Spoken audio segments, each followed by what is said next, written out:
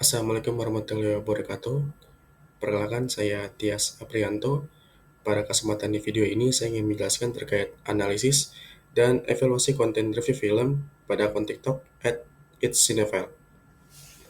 Video ini saya tunjukkan sebagai syarat penilaian ujian akhir semester, mata kuliah manajemen konten, website, dan media sosial. Selanjutnya, kita awali dengan latar belakang. Pada konten It's Cinefile ini kita menggunakan platform media sosial TikTok. Kenapa? Karena saat ini TikTok sebagai media digital yang sangat populer di kalangan Gen Z dan milenial.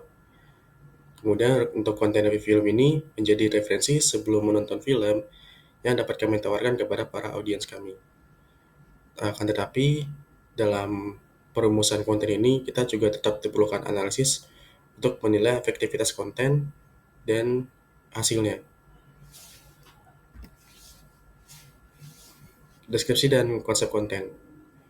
Yang pertama adalah kita memberikan konten berupa review film, baik film dalam negeri dan juga luar negeri. Kemudian setelah hasil review film tersebut, kita membuat rekomendasi film yang dimana kontennya bersifat informatif dan juga efektif. Dan kemudian kita memberikan rating terhadap film-film yang sudah kami review dan juga merekomendasikan agar pemberian rating ini dapat mengandung opini subjektif dari sisi kreator. Kemudian dari strategi manajemen konten, terdapat 4 strategi. Yang pertama, kita menggunakan konsep niche content.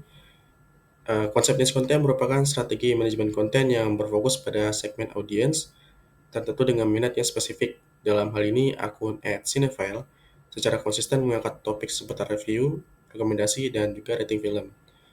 Kemudian fokus pada audiens pecinta film. Strategi konten @cinefile secara jelas menyasar audiens yang memiliki ketertarikan terhadap dunia perfilman, baik penonton kausal maupun movie enthusiast. Kemudian konsistensi tema dan konten. Konsistensi tema merupakan salah satu prinsip penting dalam manajemen konten media sosial. Akun @cinefile secara konsisten membahas topik yang sama, yaitu tentang film, tanpa mencampurkannya dengan konten di luar dari tema tersebut. Kemudian membangun identitas dan loyalitas audience melalui penerapan niche content, fokus audience dan konsistensi tema akun Cineva secara bertahap membangun identitas sebagai akun rekomendasi film.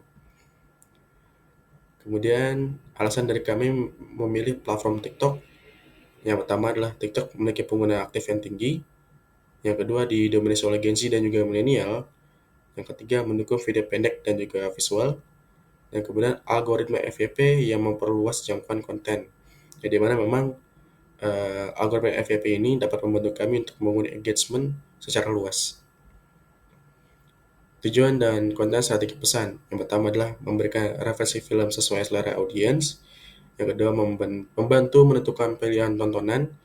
Yang ketiga, menggunakan opini dan rating film. Dari target audiens, melalui demografi kita memilih 3, yaitu generasi Z, milenial, dan juga movie enthusiast. Karakteristik dari demografi yang kami pilih adalah aktif di sosial media TikTok, menyukai film dan juga hiburan, mencari rekomendasi melalui media sosial. Dan pada analisis ini kita menggunakan model AIDA, Attention, Interest, Desire, dan juga Action.